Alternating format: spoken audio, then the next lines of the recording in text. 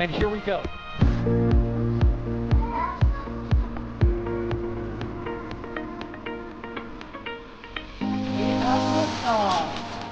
Propulsion continues to be normal. The chamber pressure looks good. Hold up.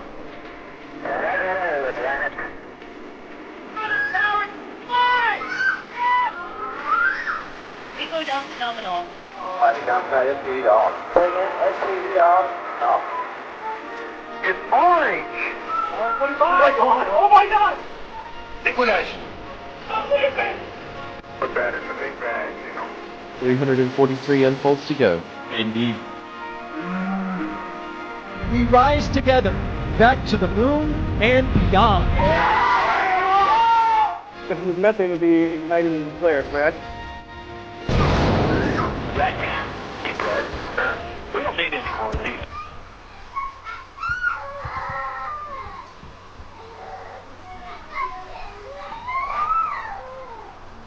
Good morning. You are taking a live look right now at Florida's Space Coast, where we are less than an hour away from the launch of the next batch of Kuiper satellites for Amazon. And as always, this is not your ordinary Kuiper launch. I am Sawyer Rosenstein. I will be your host for today, and I am, of course, not alone. I am also joined on commentary by Alex. How's it going? Well, it's going well. I mean, although I don't know, those clouds kind of scare me. Are they gonna launch today? This thing, it doesn't look great out there. Yeah, you will notice I didn't say looking live at Space Launch Complex 40 because there is currently a Phase 2 lightning warning in effect out in the area, which also means that we are not able to go outside to set up our cameras yet. So that is why we have this wide view watching the weather currently, which was originally forecasted at 80% favorable.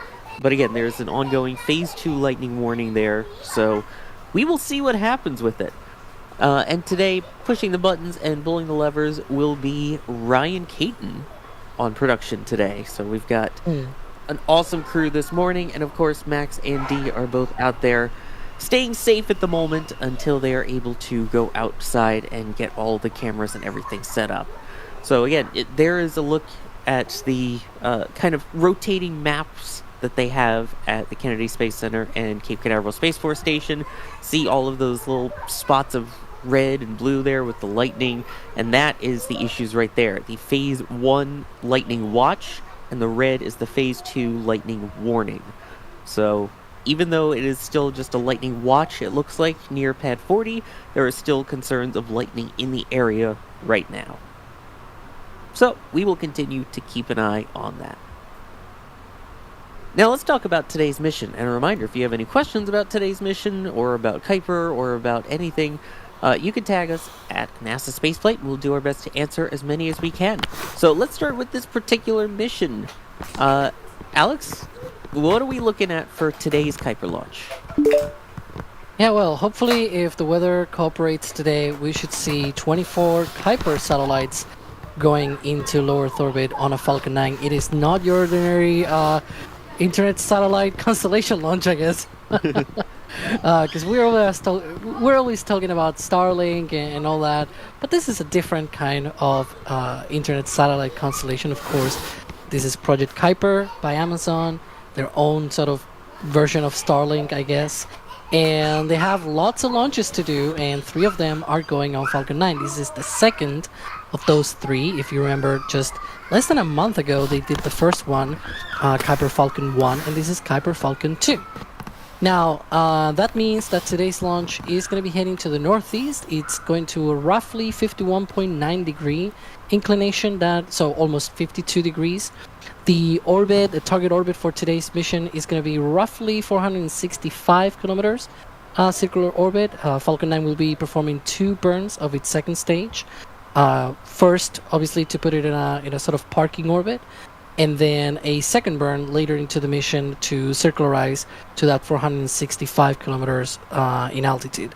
The first stage for this mission, of course, as usual for Falcon 9, it's going to be doing a drone ship landing out there in the Atlantic Ocean. But one interesting thing about this is this this is a new booster, and it's not just any regular booster.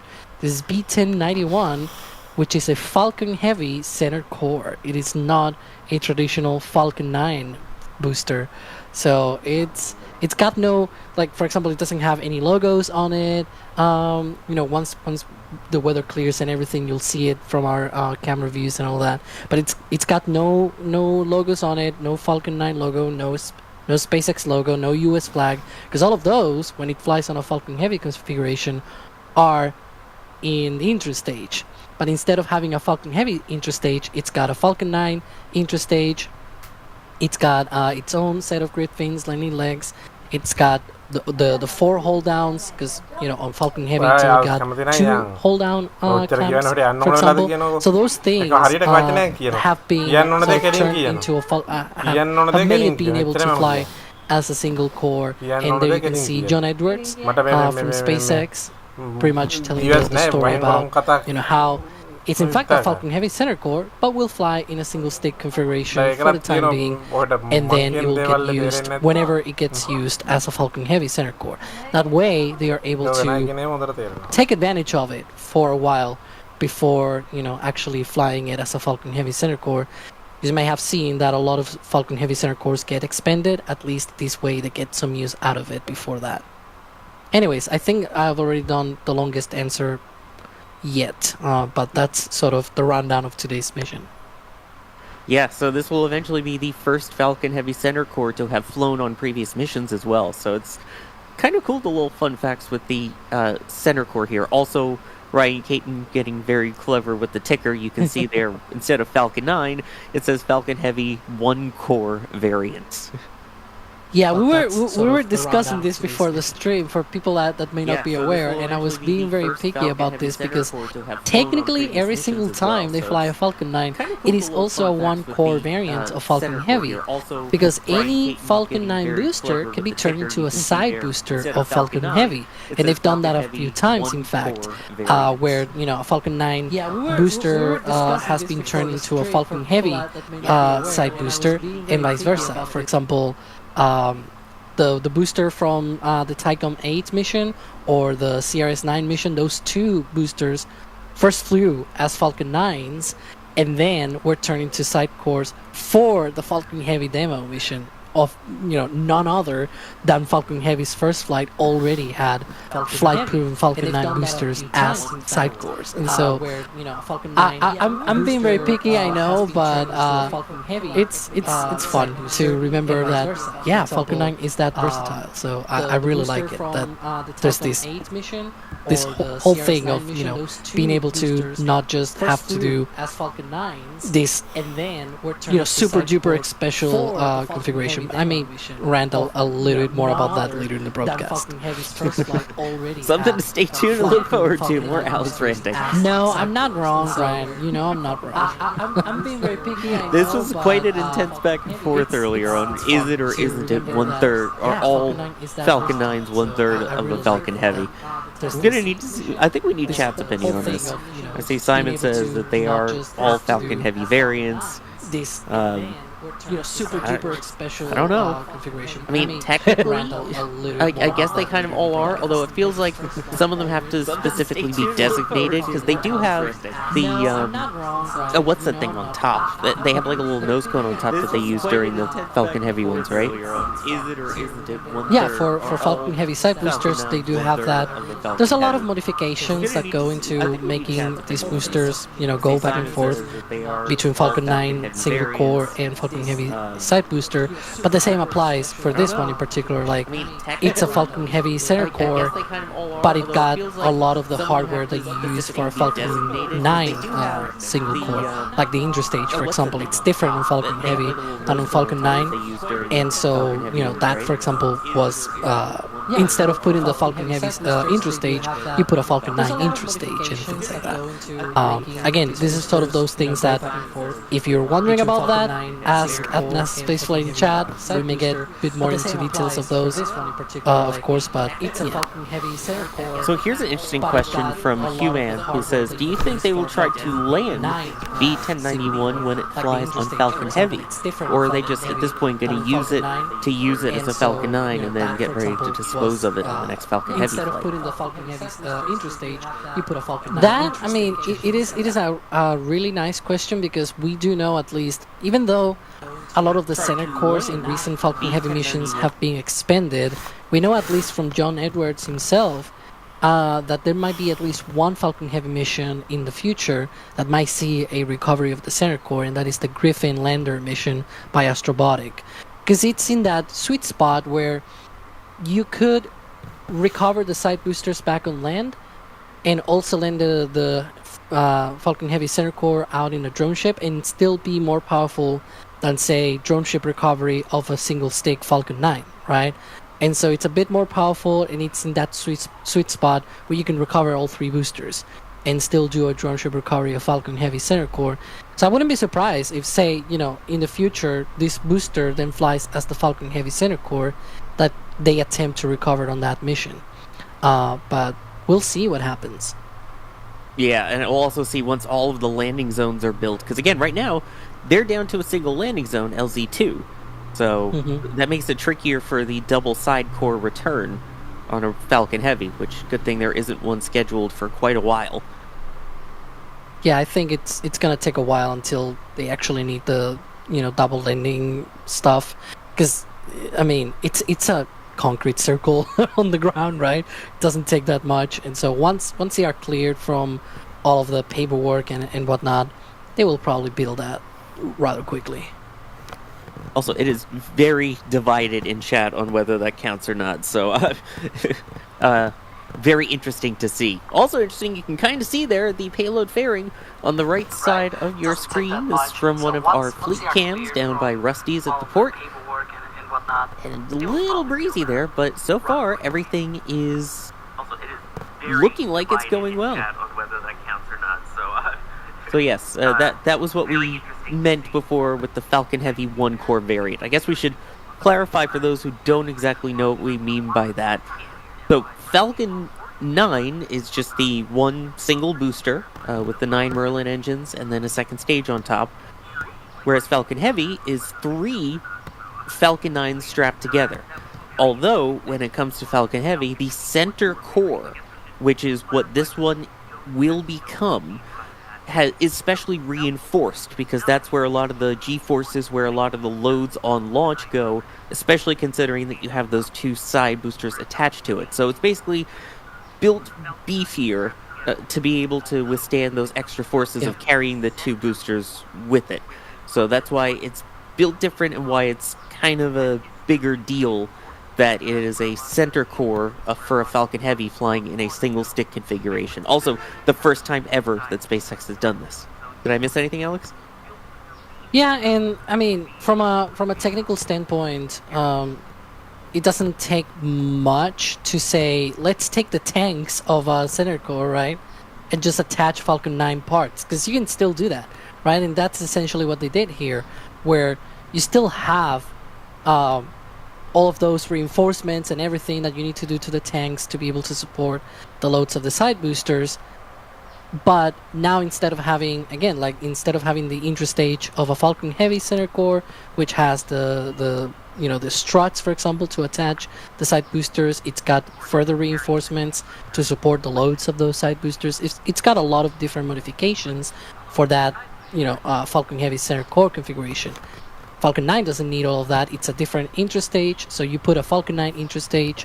The octaweb, for example, the bottom of the booster where all of those 9 engines are attached to, it's also different on a Falcon 9 single stick configuration. But the neat thing of Falcon 9 is that those parts can just be bolted out and then put on another one, right? Like, if you need to do that, it's obviously not an easy process, but it's something that they can do.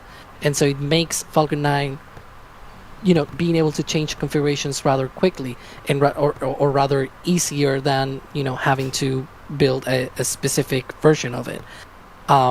The whole reason I mentioned this is because, for example, on Delta 4 Heavy, the center core design and the side booster designs were different from the Delta 4 Medium design. They were specifically made for the Delta 4 Heavy, which made it a lot more complicated to handle all of those launches, and it's probably the main reason why it was such an expensive rocket. Whereas Falcon 9, Falcon Heavy, you have that sort of additional flexibility, if you will. So you may have noticed, by the way, folks, the clock in the top left has indeed updated. You are not seeing things. SpaceX has announced that the new launch time is 10:17 a.m. Eastern Time, so that is a 15-minute slip. The window is 27 minutes, so a little under a half-hour window, so they still have about half of the window left if they need it. But as mentioned before, the Phase 2 lightning warning still in effect for parts of the area, as well as a Phase 1 lightning watch. So weather, very much a concern. So I guess SpaceX waiting to hopefully find that gap in the window. And you can see there on Next Spaceflight, the new Next Spaceflight website design there, which I really like, where they are into the window. So there you go. You can see they're getting towards the end of it, but they still have time. So we are now 57 minutes to go until launch. Let me thank some people who were giving support before we even started the stream. Mike B, thank you for becoming a PadRat member, and Sue, thank you for becoming a Red Team member. We can only do what we do because of support from viewers like you, so thank you, everyone. Now, this one is interesting. Before we go into the details on Kuiper itself, because I do want to talk about the satellites and the network, this is an important milestone for Falcon 9 this year. Today's flight will mark the 100th flight for SpaceX if you include Starship. 100 flights already by August 7th. Alex, are we on track to maybe break the record from last year? Yeah, we are definitely on track. Of course, knock on wood, everything goes well for Falcon 9, right? But yeah, this is the 100th launch of the year for SpaceX, the 97th for Falcon 9. And the important thing of that is that they are most definitely going to break their record from last year, where they did 134 launches. So, yeah, right now they have plenty of time to not only break the record, but even surpass it by a good amount of launches. If they keep on track, it will be more than 160 Falcon 9 launches. Now, on top of that, you have to add maybe, hopefully 5 Starship launches. We've already had 3 of them, maybe another one in a few weeks, right? And there's probably going to be a 5th one a few months from now. So we'll see about that, how the full number turns out to be. But I would expect well above 150 for Falcon 9. Again, right now on track for more than 160. And let's just hope that it keeps me like that, or better than that, of course. I mean, yeah, that would be amazing to be even better. But right now, I think SpaceX's biggest concern is what we're seeing today, weather. There's only so much they can control from a rocket side. We are in Florida. We are still in hurricane season. It is Florida summers where storms love to pop up out of nowhere and just cause disruptions. So, I mean, right now, that might be the only thing slowing them down. But they've been going full speed ahead, even with the Florida weather. Which, along those lines, Supersonic Retro Propulsion was asking, are the weather constraints at the pad different for a crew launch versus cargo? Which, no, not at the pad itself. There's, of course, the added constraints for ascent abort corridor. So basically, as they're launching, if something went wrong and they needed to abort and jettison the capsule, they have areas where it can splash down in, and then rescue crews would go get them. They obviously want waters that are a lot calmer, a lot more gentle. That's not going to cause your crew to get sick or cause issues for the capsule's buoyancy. So in terms of flight, it's that, but otherwise it's the exact same rules, the same concerns of flying through clouds, creating artificial lightning as the rocket flies through it, Same with the flight through precipitation roll, because those clouds typically can cause lightning. So basically, weather-wise, from the pad, it's all the same. Yeah. In terms of rules, as you said, it's the same, right? The only thing that I will be worried about on a crew mission, though, is they load the crew like 3 hours or so before the launch, right? So if the weather is too horrible 3 hours beforehand, even though it might be perfect at the time of launch, and that can happen very easily at Florida, right? Where 3 hours before the launch, the weather is horrible, but the weather is super duper perfect at time of launch. Because you're loading crew, you might not want to have really horrible like thunderstorms or things like that at the time of that. That will be the only thing, but that doesn't have anything to do with the launch, right? So it's more about the operations of having to have a crew on board and all that relative to, a cargo mission. Well, the cargo is already loaded and it's already there. Like we're seeing there on the right-hand side, the tip of Falcon 9 at Slick 40. And so it's like, that gets loaded, 2 or 3 days before the launch, right? So it's not a big deal in that sense. Exactly, yeah. Amazon just posted a photo of it rolling out yesterday, but they didn't roll it out just yesterday because it takes a while to go from their processing facility all the way over to Slick 40 to then be mated with Falcon 9. All right, Speaking of, as we take a view now at the rocket, we can finally see 1091 and the next batch of Amazon Kuiper satellites at Slick 40. Looking good. Again, we'll see if the weather is going to hold out, as we are now 52 and a half minutes away from the scheduled T0 here. Yes, Ryan, we missed a chance to use the breaking news stinger. But let's talk a little bit about Kuiper and the satellites and everything launching on this one, because it can sometimes get a bit confusing. So these also have particular orbital layers or shells similar to Falcon 9, similar to Starlink, right? Yeah, they have multiple different shells and things like that. This one in particular is going to the 51.9 degree orbital inclination shell, and also I believe it's about 560 or something like that. I'm sorry about that because there's so many numbers when it comes to Kuiper, like for example the number of total satellites and things like that.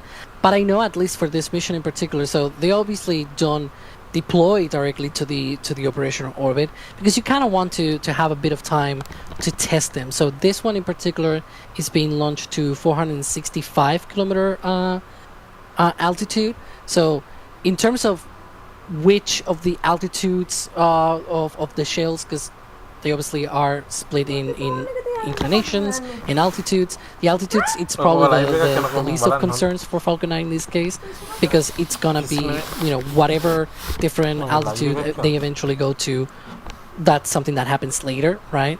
Whereas Falcon 9, it's 465, that's it. And doesn't care about anything else what happens afterwards. But yeah, so as you can see there, that's from the previous satellite launch for Kuiper from Falcon 9, Kuiper Falcon 1.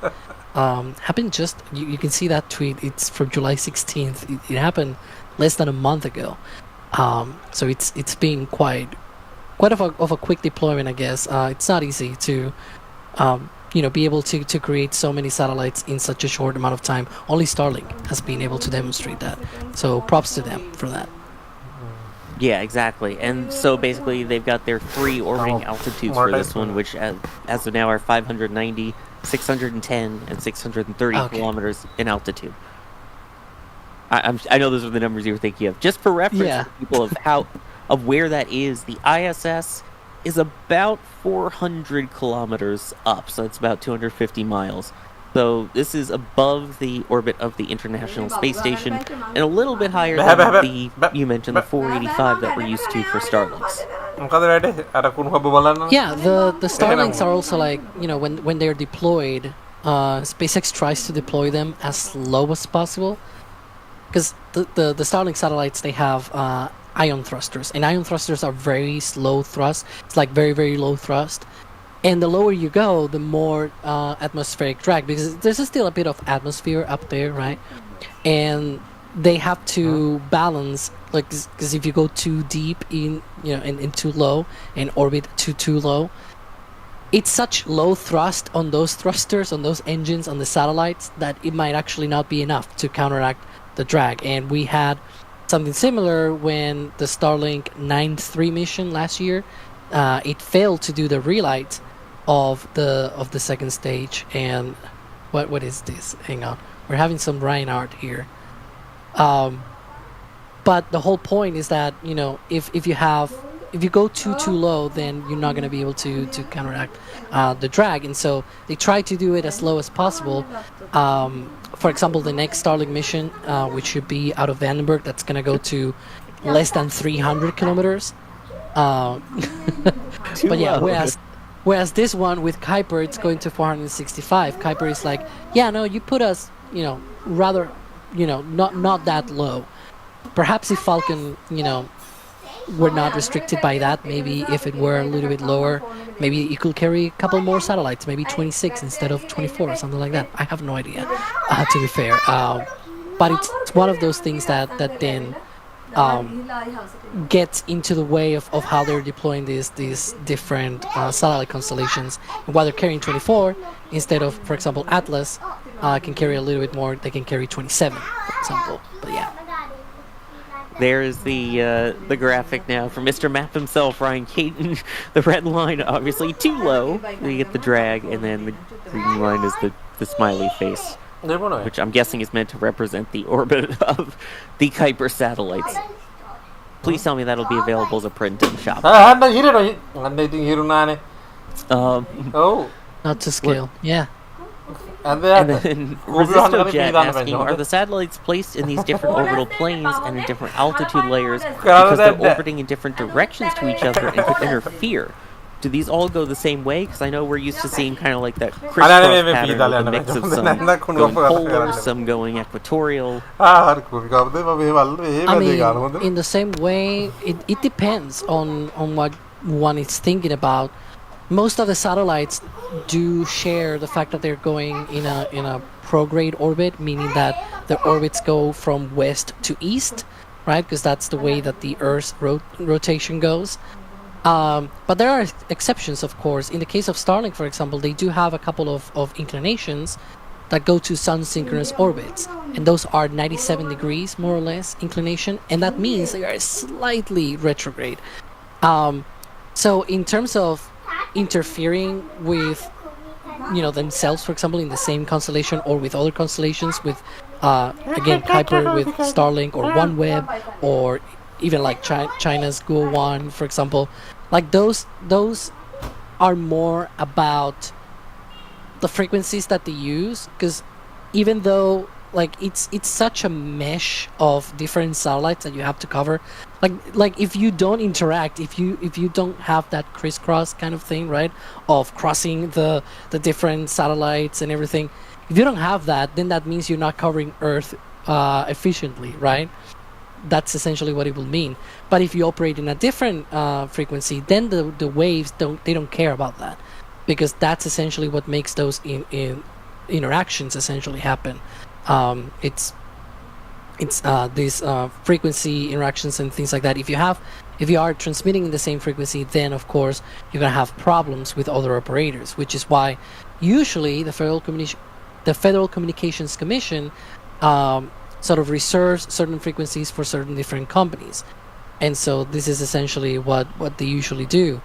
And it is also why Kuiper, this constellation, because this ties in with the whole deployment cadence that we were talking about before, they have a limit, they have a deadline where they have to deploy half of the constellation by the end of July 2026.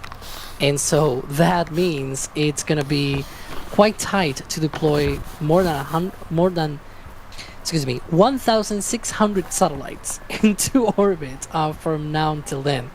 And otherwise they can lose the rights to emit in this spectrum and the frequencies and whatnot. So it's rather important, and that's why there are these regulations, because you don't want to mess with other folks also transmitting. Exactly, yeah. So they have to have exactly the minimum that they must have by the middle of next year is 1,618 operational satellites. So that's the key thing there. Not just in space, but in orbit and operational. So they are really going to be cutting it close here. And so far with this launch, they currently have 78 Kuiper satellites in orbit. This will bring it up to 102. But man, that's going to be tight. Do you think they're going to make the deadline? Oh, I don't think so. I mean, they will have to have launches like this every single week, essentially, to be able to do that. And it's not just the launch cadence itself; it's also having the satellites in the first place, right? As I said before, you can have all of the launches in the world, right? Like if Starlink, they have had dozens of launches across the entirety of the program for Starlink, and that's good. That's great that they had Falcon 9, but they also needed to have the satellites in the first place, which are already, they have launched more than 9,000 of them, and it's been in essentially 6 years or so. There's no other company out there that's made such a huge amount of satellites in such a short amount of time, and so there's also that as well. I don't know if Kuiper will be able to turn out so many of those satellites in such short amount of time. We'll see. I mean, but they probably will just ask for an extension for that, to be fair. But yeah, we'll see next year. Wait, so the SpaceX number is over 9,000? What? 9,000? Sorry. But yeah, so that is going to be interesting to see. I'm with you. I think they're going to have to go ahead and get a waiver to do so, because part of the issue is the fact that they don't actually have all of the rockets that they need to launch ready. They have a bunch that are scheduled for New Glenn, which obviously has only flown once at this point. We also have Vulcan, which hasn't flown any yet for Kuiper, and that will be the next launch out of Slick 41 will be Kuiper, but this one is carrying a U.S. Space Force satellite. Then they'll switch over to Kuiper. So getting that manifest there, and then Ariane 6 is Ariane 6. So I think it's kind of in a hard place based off of what rockets they have to launch with. They also have Atlas V, which is pretty reliable, but it uses the exact same pad and infrastructure as Vulcan, so you can't do them simultaneously. It's a struggle. I guess SpaceX has the advantage of basically owning the launch market as is. So, let's see. It appears as if there is a hold in the countdown temporarily. Do not know yet what that means for today's launch attempt, but it is just temporarily, at least, in a hold. We're going to keep an eye on that. And a reminder, this is a 27-minute window, so they still have time.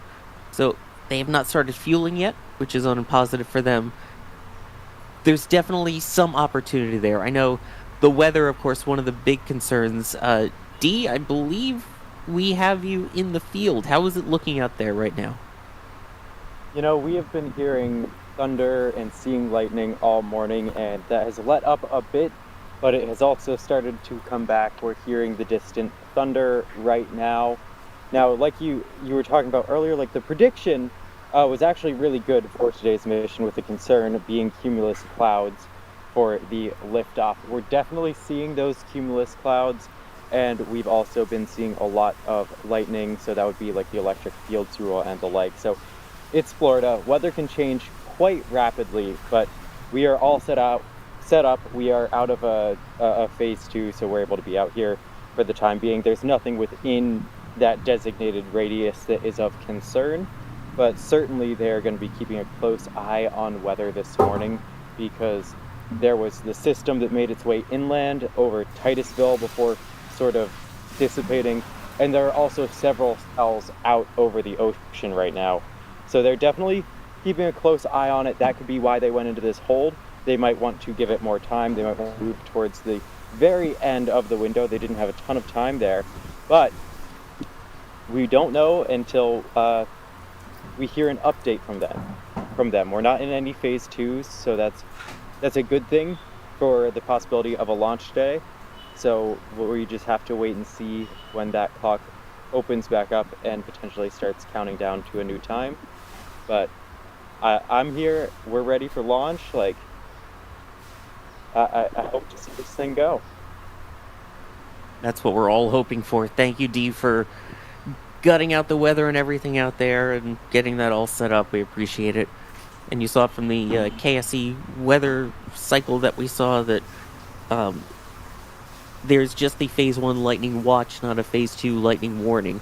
And it looks like we're seeing some parts here that may be heading over to SpaceX's other launch pad at 39A. Alex, what are these possible pieces we're looking at here?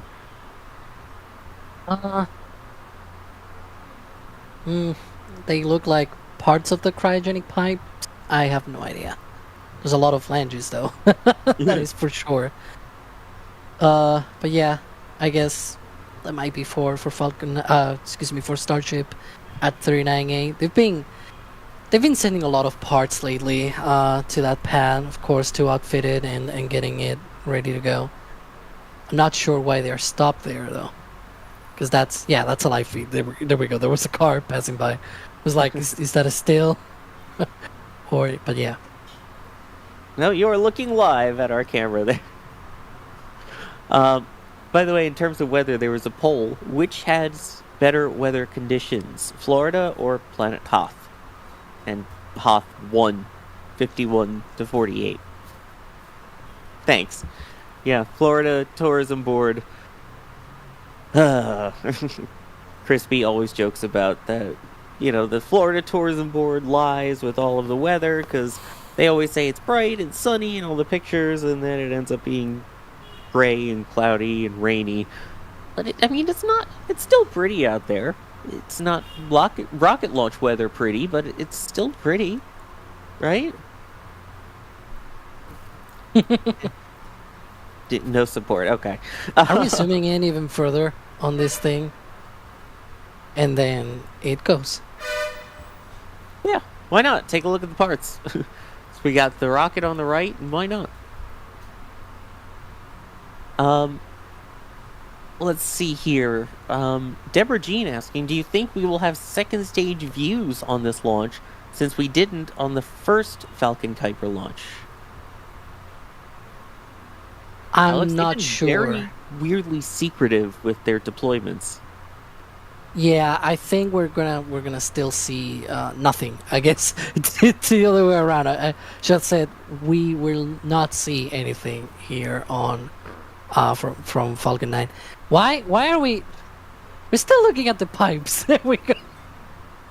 Speaking of seeing things, we can see the rocket, but the question is, we will see the satellites from SpaceX and whatnot. Of course, SpaceX show what the customer allows them to show, right? And they've been very clear in the previous launch of Kuiper on Falcon 9 that it was the customer requesting them to not show the satellites and not show the deployment.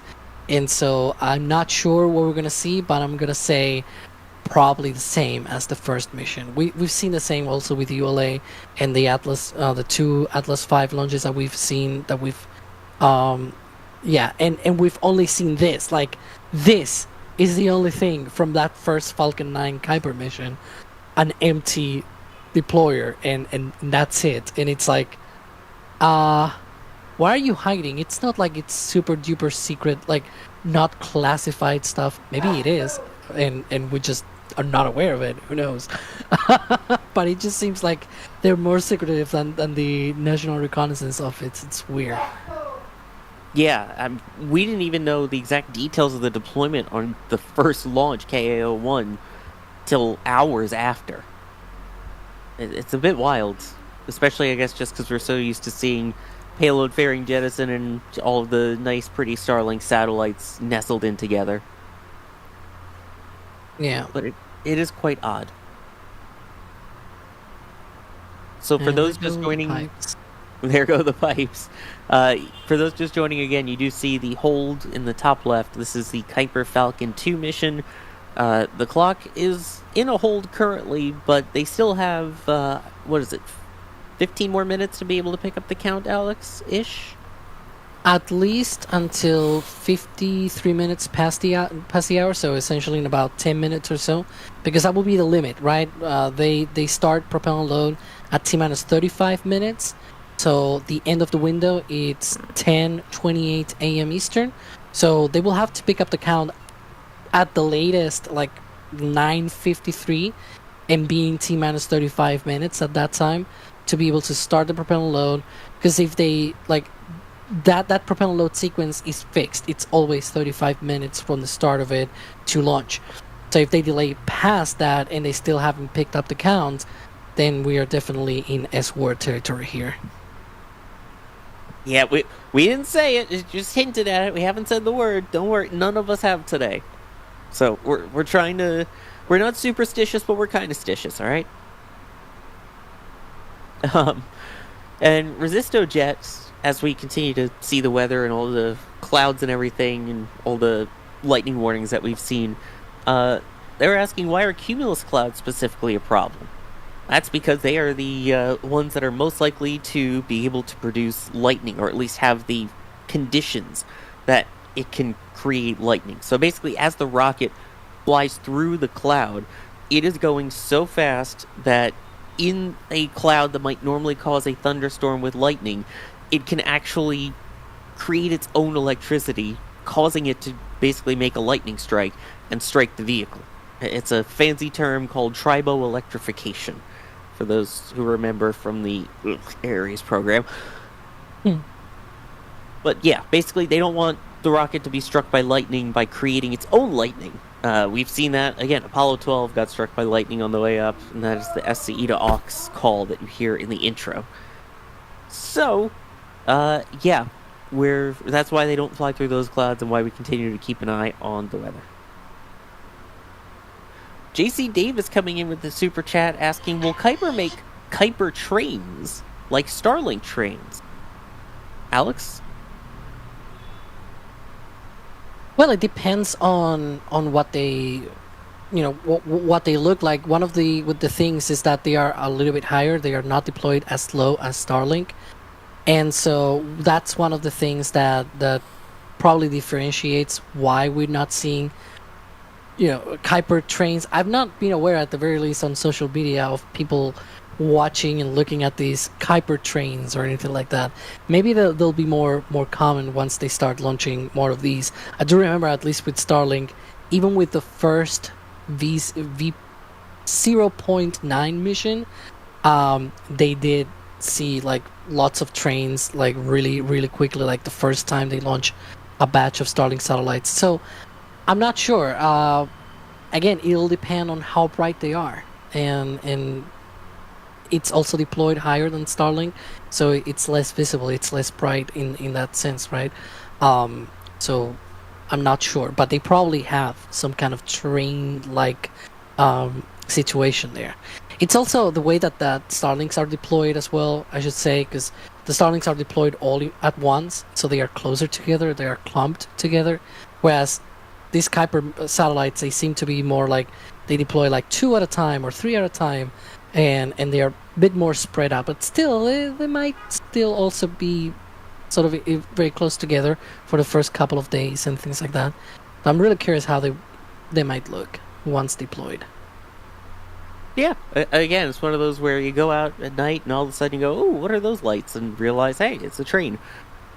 There are some ways to kind of track the train online. I'm sure you can look it up, at least for Starlinks, but most of the time it's just those couple hours right after deploy as they start to spread out. And it's a lot harder now than it used to be, given that they have the anti-reflective design to try and reduce the amount of light pollution, basically, for astronomers. And both Starlink and Kuiper have plans to mitigate that, right, Alex?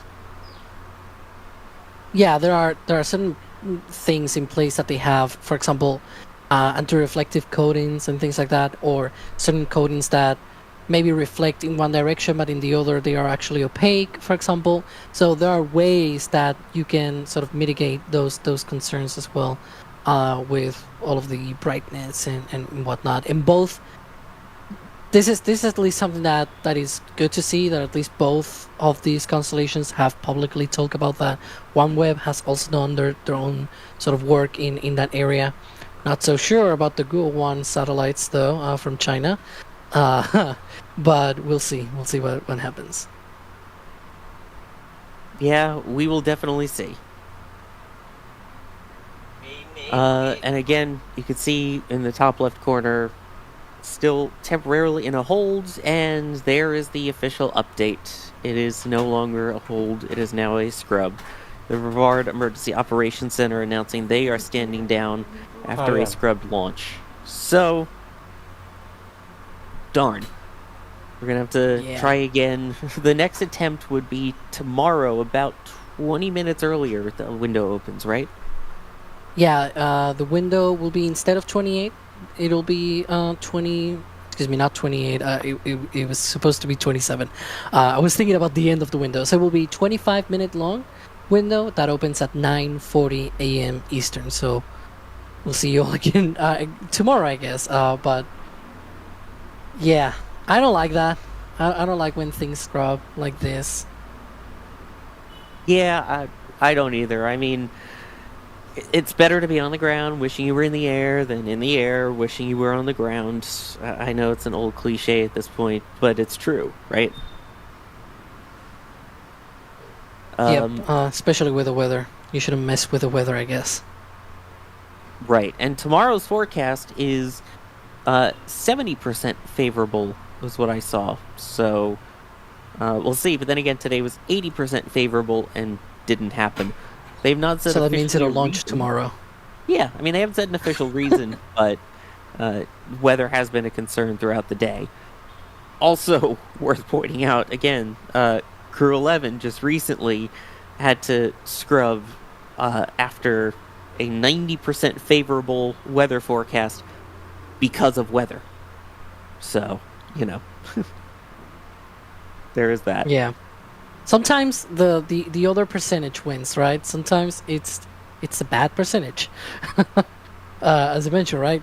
Crew 11, 90% favorable weather, and then the 10% of non-favorable weather actually won. This one, 80% favorable, 20% unfavorable, the 20% won. So we'll see tomorrow what happens. Yeah, there is one positive, I guess, to a scrub. And that is the secret store returns for the scrub merch.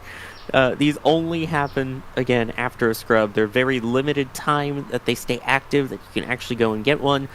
But I watched the whole stream, and all I got was a Falcon 9 scrub. As you can see there in the top left, the graphic, almost identical. So you can get this at shop.nasaspaceplate.com, but only for a limited time. Again, this is a special thing because you were here and stuck with us through this scrub attempt. So keep an eye out at shop.nasaspaceflight.com to grab yours, and also keep an eye out for how long you have to grab it, because it's not long. Oh, goodness gracious. Well, we'll have to wait to see B-1091's flight. There's no other launches scheduled between them, right? So this will still be the 100th SpaceX launch of the year when it does go. Yeah, the next after that should be Starlink launch from Vandenberg, but that's not until very, very, very late on Friday local, or very, very early Saturday here, for example, in Europe. But yeah. Yeah. And again, since you stuck with us through this scrub, we have the link pinned in chat. So as of right now, it's not like you can sneak into the store and find it. Because you're here watching with us, you'll get the pin up at the top to make sure that you get it there. It'll be on the site soon, but that's a thank you for sticking with us through all of this. Well, I think at this point, we're getting close to wrapping up here. We'll have to try again for this tomorrow. But, I mean, Alex, thank you for joining. Appreciate having you here with us on the commentary, even through all this weather mania nonsense craziness that is Florida in the summer. Yeah, I was gonna make this joke in the back channel, but I'm gonna make it here, and it's a pun, of course. That is, sometimes scrubs give you an S-curve. I don't know. It was gonna be a joke, because it's scurb when you sort of type it wrongly. Anyways, let's just close this. Thank you for having me as usual. Yeah, I'm glad to have you here. Save those puns for the flame trench or something, Wow, wild. It's a really bad pun. I know it. We of course have our amazing team out in the field that rolled out. We have Max Evans and D-Wise gutting it out through the weather, through the Phase 2 lightning warnings, and still managing to get these feeds up for us. I appreciate our amazing field team. And then producing today's stream is the Mr. Map himself, the fantastic weather person, Ryan Caton, space enthusiast extraordinaire. We appreciate you doing all of that for us today. I am Sawyer Rosenstein. I have been your host. Let me just quickly, before we go, thank Bideford here for a $25 super chat saying thank you, Alex and Sawyer. Thank you, Bideford. We very much appreciate it. So, also our team in the field. I thanked them. No, yeah, but like, I do it. Oh, so I know Bideford is thanking us, but I thank them as well. On Bideford's behalf. Exactly, yeah. A little bit, my part of thanks. There we go. Well, hopefully we will see you again for tomorrow's attempt, so stick around for that. Also scheduled for tomorrow, we will have the Flame Trench, we will have This Week in Spaceflight, and the Flame Trench will include the undocking of Crew 10 from the ISS, so lots to look forward to. Thank you everyone for watching, and we will see you next time. And here we go.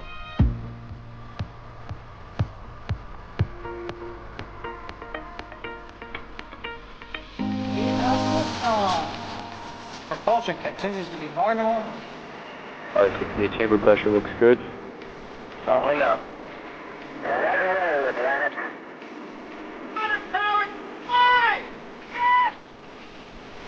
It goes down to nominal. Mighty down ISD off. SPD off. It's orange! Oh my god! Oh my god! Liquidation. Put that in the big bag, 343 unfolds to go. Indeed. We rise together, back to the moon and beyond. This methane would be igniting the flare, correct? Right, man. Keep that.